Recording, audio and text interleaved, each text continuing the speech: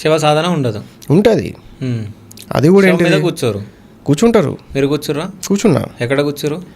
శ్మశానంలో కూర్చున్నా. సో శ్మశానంలో కూర్చున్నారు. సో శివం ఎక్కడిది? ఈ శ్మశానం ఏంటంటే నేను అడ్రస్ చెప్పా, కాకపోతే ఒక దగ్గర ఉండే, అక్కడ నాకు ఒక ఆయనకి గ్రిప్ ఉండే అక్కడ కొంచెం అక్కడ.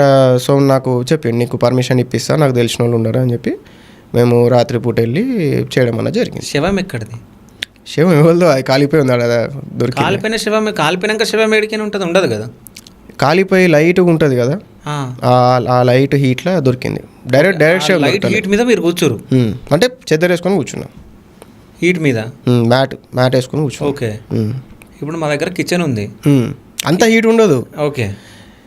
మీకు సాలిడ్ ఏం చెప్పబోతున్నా అర్థమైందా మీకు? కిచెన్ మంట మీద కూర్చోండి ఏదో అంటారు కదా, అవును.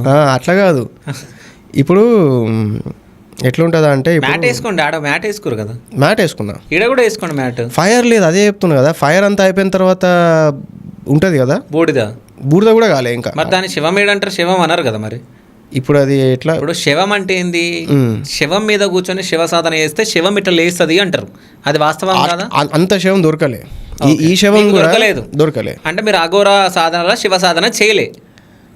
ఇప్పుడు ఇది శివం కిందకే అవుతుంది అల్టిమేట్గా. మేమైతే బూడిద అంటాం. సరే, బూడిద మీద కాదు, ఓకే, ఉంది ఆకారం ఉంది, ఇంకా అట్లనే ఉంది కొంచెం.